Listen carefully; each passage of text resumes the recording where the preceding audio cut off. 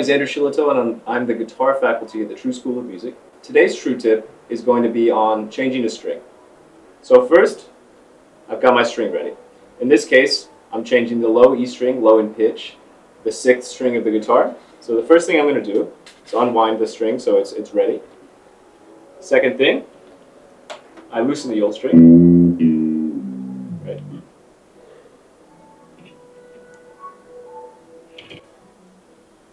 So you have to be a little careful at the top here so you don't stab yourself with the string end, which can become sharp and kind of stuck in place over a long period of time, depending on how long it's been since the string was changed. They can also become brittle and break as you pull them off.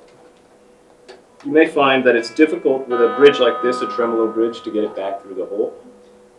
So you have to kind of bend the string a little bit to allow it to do that. And here we go. I've got my old string. I've taken it off. So I'm going to wrap it up so it doesn't, so it's a little bit neater, and then put it to the side. So I've got my next string, which is the same string gauge. It's important to keep the same string gauge because that affects the intonation and the string action. So now I've got my new string. First I'm going to put it through the back of the guitar, through the hole here. So in this case, I believe it is this hole. And as I do that, I can see it start to come out of the front of the bridge here. And you want it in the hole of the saddle there, right? So I pull it through, and I want to pull it through all the way. Make sure that there's a ball at the end of the string, which you can see on this one here. There's a ball, a little gold ball in this case. Usually they're color-coded to show which string they are, because it can be a little difficult to tell. So in this case, the 6th string, I want to make sure that that ball at the end of the string is all the way in to the bridge, right? So I make sure I pull it through and it's not catching on the way. So now I'm going to lay it down in place in the general region of where the string will be. And there's actually a little groove on the saddle here where it lays, and then there's another groove here in the nut. So now I find the hole for the correct tuning peg, put it through. And so what I could do here is I could thread it all the way through, tie a quick knot, and then tighten it. But what I found is more effective is if you leave a fair amount of slack here. So if you give a fair amount of slack, what you're going to, in the end, get as a result of this is you'll have more winds on the tuning peg itself. The string will go around it more times before the slack is used up, before tension is achieved, right? So by doing that, by having more winds, we get a couple of benefits. The first benefit we get is increased tuning stability, so the string will slip less, right? And so the string will stay in tune better. The second thing that we'll achieve is that we'll get a more significant angle from the nut to the tuning peg. And that actually increases the guitar sustain of that string by a fairly marginal amount. But it's good to go for whatever we can get. So actually that also increases tuning stability and sustain. So let's try this. So first thing I got to do is make the knot, right? So I wrap around.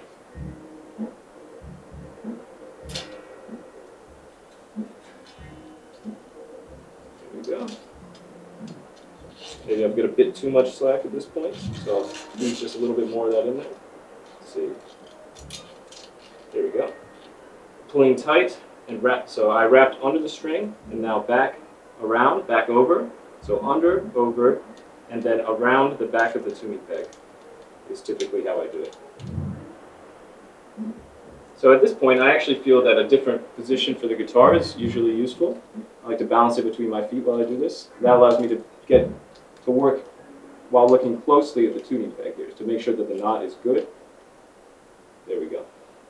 So now I'm holding this up with this finger, with my 3rd finger, to make sure that I'm keeping tension, that the string is all the way forward in the bridge. And then I'm also holding this down to control how the string is winding up through this. And in fact, actually, I'd like to redo this knot a bit. So you always want to make sure when you do the knot, and occasionally I forget this, which I have on this time, you want to make sure that the knot is that the string is going to be holding against itself. So that means you want it to be wrapping this way, right? So let's do this one more time. And I'm actually going to come from the other side now. So I'm going to come from this side with the knot.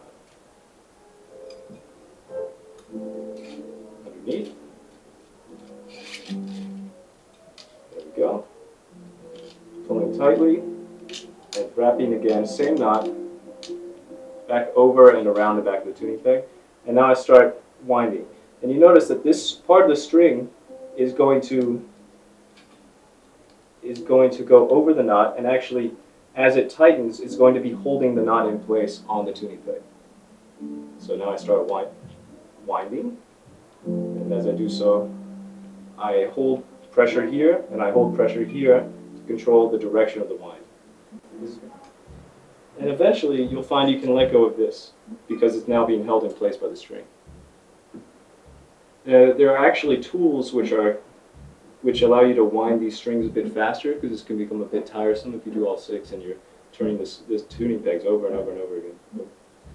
So there's actually tools that allow you to just do this rather quickly. So now that we've achieved a certain amount of tension, it's good to check down here to make sure that the saddle, that it's in the groove in the saddle, that it's all the way forward, that if you haven't managed to maintain tension, and that it's in the groove of the nut. Because a lot of times during this process, it can kind of slip out.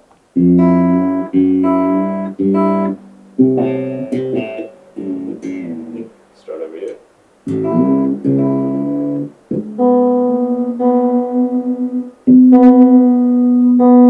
there we go. It's a changed string. So now, to keep this out of the way until while I'm in the process of changing the rest of the strings, I'll just do this.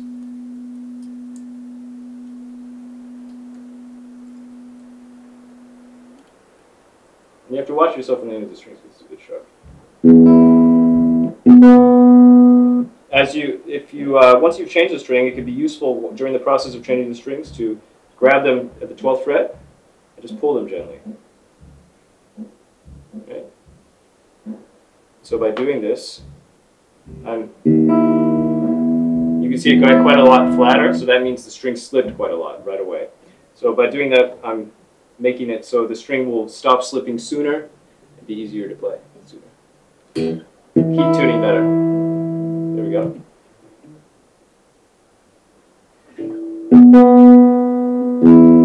And if you do this a few times for each string as you're tuning, it'll have much better tuning stability more quickly.